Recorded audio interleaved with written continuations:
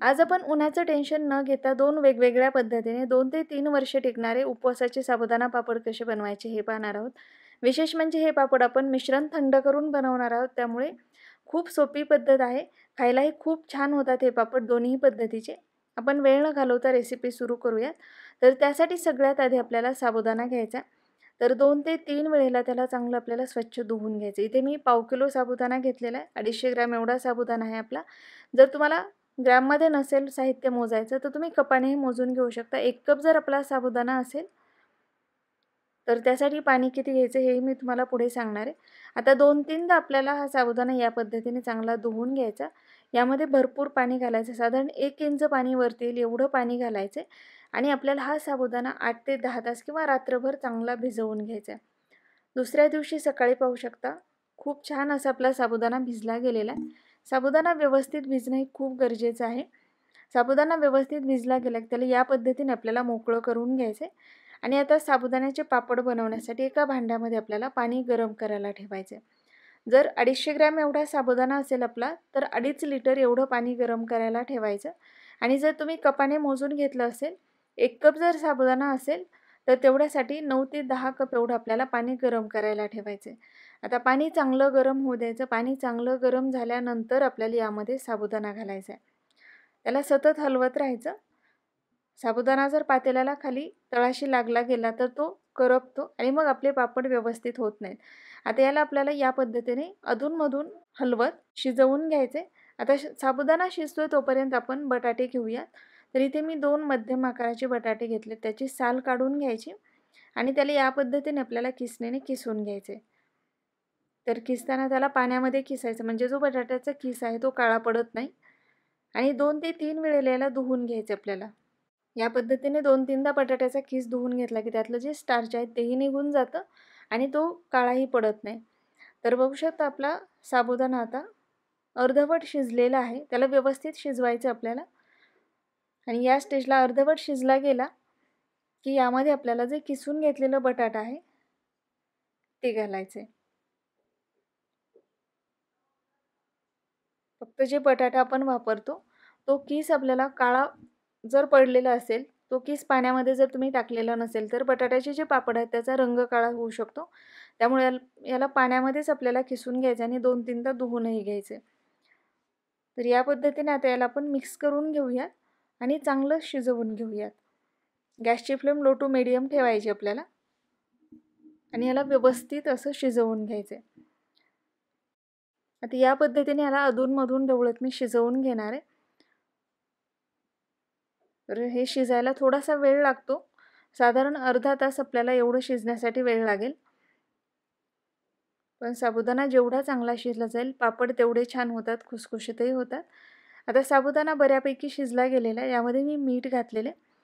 तर मीठ घालून मिक्स करून घ्यायचं आहे.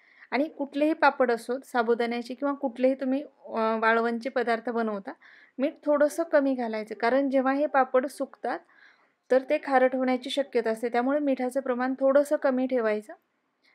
आता हे छान शिजला गेलेला आहे. पाहू शकता साबुदाणा एकदम ट्रान्सपरंट झालेला आहे, अगदी काचेसारखा झालेला आहे. तर एवढं आपल्याला याला शिजवून घ्यायचं. जेव्हा साबुदाणा छान या पद्धतीने काचेसारखा होईल, एकदम ट्रान्सपरंट होईल, त्या स्टेजला गॅसची फ्लेम आपल्याला बंद करायची आणि याला थोडंसं थंड व्हायला ठेवायचं. गरम असताना जरी तुम्हाला हे मिश्रण पातळ वाटत असेल तरी हे थंड झालं की घट्ट होतं. तर बघू शकता आता साबुदाणाचं जे मिश्रण आहे आपलं पापडाचं थंड झालेले आणि घट्टही झालेले.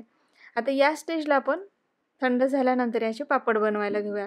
आता इथे मी घरातच पापड बनवते. जर तुम्हाला टेरेसची सोय असेल, उन्हाची सोय असेल तर तुम्ही हे पापड उन्हातच बनवा. पण आजकाल प्रत्येकालाच जे लोक शहरामध्ये राहतात त्यांना टेरेसची सोय नसते, बाल्कनीची तेवढी सोय नसते, ऊन नसतं. मग अशा वेळेला आपण पंख्याच्या हवेला सुद्धा हे पापड बनवू शकतो. तर मी घरातच डायनिंग टेबलवरती पॉलिथिन अंथरलेलं आहे, त्यावरती हे पापड बनवून घेते. तर पापड बनवताना हे खूप जास्त जाडही बनवायचे नाहीत आपल्याला आणि अगदीच पातळही बनवायचे नाहीत. या पद्धतीने बनवून घ्यायचे. तर आकार तुम्ही आवडीनुसार लहान मोठाही बनवू शकता. तर बघू शकता या पद्धतीने इथे मी पापड बनवून घेतलेले आहेत. अर्धं जे आपलं मिश्रण आहे त्याचे पापड बनवून घेतलेत अर्ध्या मिश्रणाचे आणि अर्धं जे मिश्रण आहे ते असंच ठेवलेलं आहे. आता आपलं जे राहिलेलं अर्ध मिश्रण आहे बघू शकता, हे मी एका मिक्सरच्या भांड्यामध्ये घेते. तर तुम्ही तसेही बनवू शकता, तुमच्या आवडीनुसार तुम्ही दोन्ही पद्धतीने बनवू शकता. पापड खूप छान होतात, खुसखुशीतही होतात. आता हे मिक्सरच्या भांड्यामध्ये घ्यायचं हे मिश्रण. थंड झाल्यानंतरच आपल्याला मिक्सरच्या भांड्यात घ्यायचे आणि यामध्ये दुसरं काहीच न घालता आपल्याला याला एकदा मिक्सरला फिरवून घ्यायचं आहे. तर बघू शकता इथे मी याला मिक्सरला फिरवून घेतलं आहे. तर या पद्धतीचं आपलं मिश्रण तयार झालेलं आहे. आता याचे मी पुन्हा जसे आपण पहिले पापड बनवले सेम त्याच पद्धतीने याचेही पापड बनवून घेणार आहे. आता हे जे पापड आहेत आपण मिश्रण मिक्सरमधून बनवून घेतलेले, तर याचे पापड बनवताना खूप जास्त पातळ बनवायचे नाहीत आपल्याला, कारण जेव्हा ते सुकतील तर ते खूप जास्त पातळ होतात आणि ते तुटतात, त्यामुळे थोडे जाड ठेवायचे. तर बघू शकता या पद्धतीने इथे मी हे पापड बनवून घेते आणि या पापडामध्ये तुम्ही हिरवी मिरची घालू शकता, आवडत असतील तर जिरेही घालू शकता. तर जेव्हा हिरवी मिरची आणि जिरे घालायचे, मिश्रण गरम असताना घालायचे नाही. मिश्रण आपण जेव्हा मिक्सरमधून बारीक करून घेतो, काढून घेतो, त्यानंतरच ते घालायचे. आता इथे मी दोनही प्रकारचे पापड बनवून घेतलेत, बघू शकता घरात डायनिंग टेबलवरती बनवलेत. आता 2 दिवस आपल्याला हे पंख्याच्या हवेला सुकवून घ्यायचे. पंख्याची स्पीड मोठी करायची, फुल स्पीडवरती पंखा ठेवायचा आणि सुकवून घ्यायचं. आणि सुकल्यानंतर या पद्धतीने कमीत कमी 1 दिवस आपल्याला जर बाल्कनीमध्ये ऊन थोडंफार तरी येतं, तर 1-2 दिवस बाल्कनीमध्ये याला उन्हाला ठेवायचं. म्हणजे आपले जे पापड आहेत खराब होत नाही. तर थोडंसं याला ऊन देणंही तेवढंच गरजेचं आहे. कारण पूर्ण वेळ तर आपल्याला ऊन शहरामध्ये शक्य नसतं मिळणं. आपण टेरेसवरती बनवूही शकत नाही. तर या पद्धतीने घरामध्ये बनवून थोडंसं नंतर सुकल्यानंतर याला 1-2 दिवस किंवा जसं शक्य होईल तसं ऊन देणं ही तेवढंच गरजेचं आहे. म्हणजे आपले जे पापड आहेत 2 वर्ष 3 वर्ष खराब होत नाहीत. तर बघू शकता इथे मस्त मी याला सुकवून घेतल्यानंतर 1 दिवस बाल्कनीमध्ये उन्हाला ठेवलेलं होतं.